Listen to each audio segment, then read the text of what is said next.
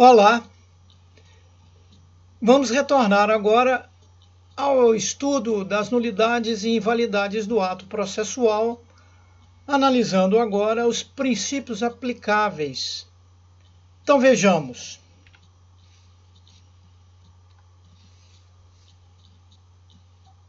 Nessas breves notas aí da introdução, esses princípios reguladores têm por finalidade permitir ao juiz que avalie, que analise e declare se determinada nulidade, seja ela absoluta ou relativa, ocorreu naquele ato. E ainda, se não é o caso de nulidade, mas é apenas o caso de ineficácia. E para isso, essa análise se dará com base nesses princípios que nós vamos analisar daqui por diante, verificando não só o vício, mas as consequências dele no ato processual e no processo. A doutrina, notadamente, tem se inclinado em favor da conservação e da preservação do ato processual. Anular-se um ato processual é prejuízo ao processo, é prejuízo à sua celeridade.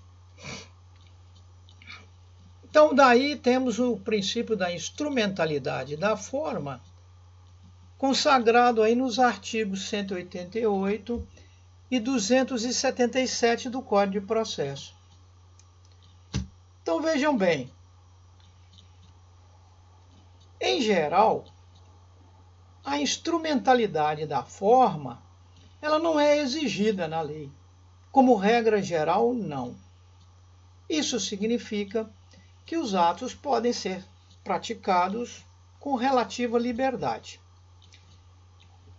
E essa forma, ao contrário, quando imposta, ela será necessária para garantir, para assegurar o alcance da sua finalidade.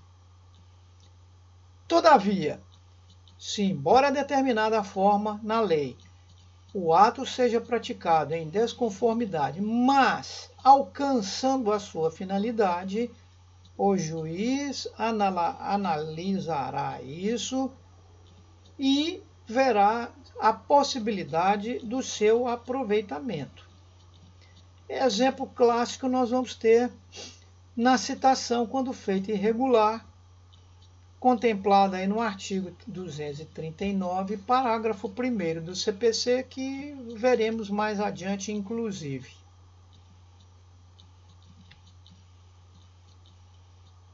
Observe que a instrumentalidade das formas tem aí previsão nos artigos, já falei, do 188 e 277, que nos dá perfeitamente uma consonância, uma conjugação de um e outro, e sobre ambos sendo aplicados aí o princípio da instrumentalidade e da liberdade das formas também.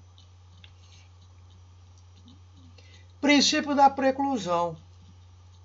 Esse princípio da preclusão, consagrado aí no artigo 278, determina que as partes possam alegar as nulidades identificadas no processo, devendo, entretanto, fazê-la na primeira oportunidade que tiverem de manifestar nos autos, sob pena de incorrerem em preclusão, ou, em outras palavras, perda da oportunidade para tal arguição. E nessa perspectiva, esse princípio da preclusão alcança apenas as nulidades relativas e se aplica tão somente às partes, visto que a nulidade, quando absoluta, ela não sofre preclusão. Princípio do prejuízo. Esse princípio é importado, digamos assim, do direito francês e é utilizado em conjunto com o princípio da instrumentalidade das formas. chamado também aqui de princípio da transcendência. Isto é, não havendo prejuízo para as partes, o ato praticado em desconformidade com a norma não será repetido nem retificado, possibilitando o prosseguimento do processo para que os efeitos desse ato se produzam regularmente. Exemplo aí, a citação irregular do réu, e esse réu, apesar disso, espontaneamente comparece ao processo, e ao comparecer ele já suprirá a falta de citação, ou impedirá ou será desnecessária a repetição dessa citação, embora nula. Por que isso?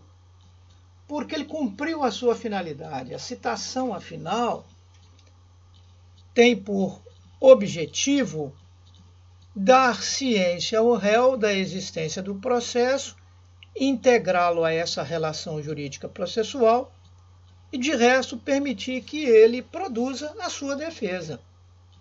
Então, se ele assim o fez, o princípio do prejuízo, que foi para ele nenhum, impede a nulidade desse ato. Ou melhor, conserva esse ato.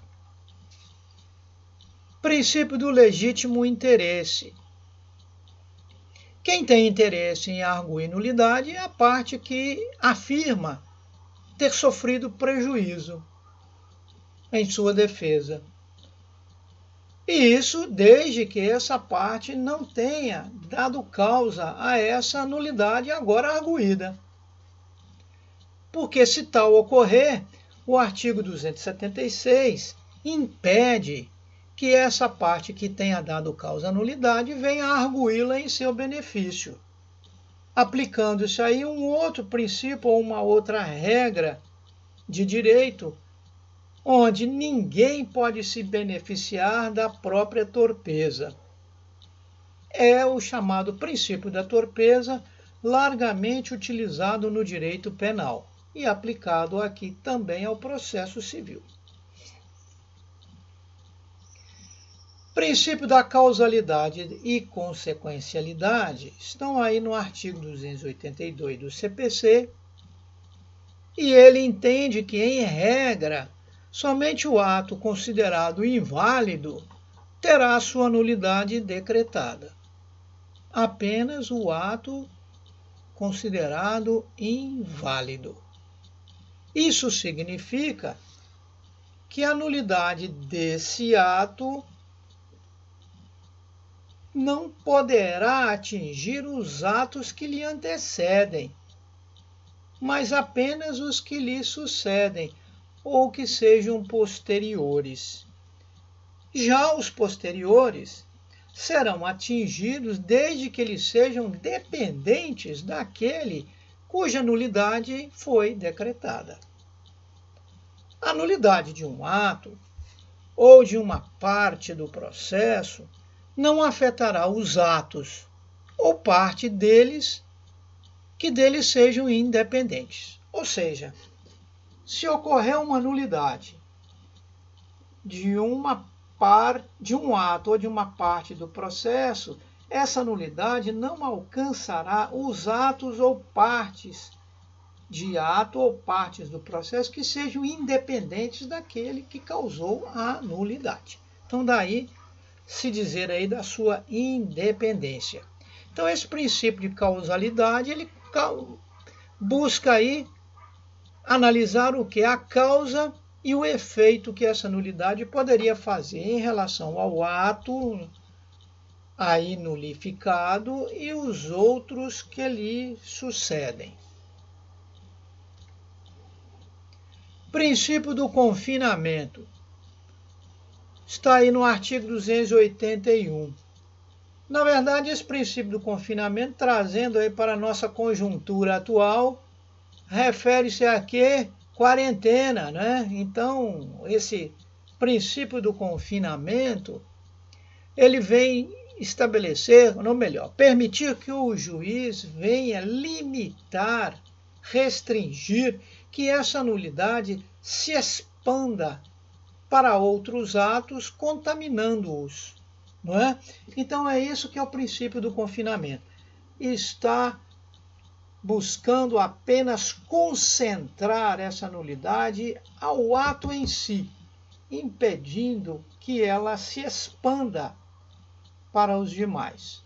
E isso está intimamente ligado ao princípio da conservação dos atos. E esse princípio da conservação, não é, estabelece que, não sendo possível a conservação dos atos processuais através da retificação, quer dizer, correção da parte do ato irregular, a ratificação, que é confirmação, ou repetição do ato, devem ser mantidos. Não sendo possível, a decretação de nulidade, então, deverá se limitar, em regra, a esse ato já dito e afirmado, e assim entendido pelo juiz como sendo inválido. Aproveitamento do ato por convalidação. Então, esse sistema de nulidade que nós já estudamos estabelece que o aproveitamento do ato pode se dar de dois modos: pela convalidação ou pela sanação. E essa se dará de forma objetiva quando realizada pelo próprio juiz, tendo por base aí a aplicação dos princípios da instrumentalidade e do prejuízo. E se o ato é declarado nulo, a regra será determinar que ele seja repetido ou refeito, sendo possível preservá-lo, já que não trouxe nenhum prejuízo às partes, o juiz o convalidará, sanando, portanto, a irregularidade. De forma subjetiva, esse aproveitamento vai se dar mediante requerimento da parte. Então vejam bem, ela será realizada pela parte se arguída a sua invalidade apenas na primeira oportunidade. Olha aí o princípio da preclusão. E desde que o interessado não lhe tenha dado causa. Olha aí o princípio da torpeza. Então, considerando tudo isso, o ato processual poderá perfeitamente ser aproveitado, em virtude da convalidação ou sanação. Muito bem, pessoal. E assim encerramos o nosso conteúdo relativo aí às nulidades ou invalidades do ato processual. E a matéria dada até aqui será, então, utilizada para efeito de avaliação, ficando aí disponível para os senhores o número do WhatsApp, já mencionado lá no portal da escola, onde eu estarei aqui ao dispor dos senhores no horário das aulas para esclarecer eventual dúvida. No mais, agradeço e até breve.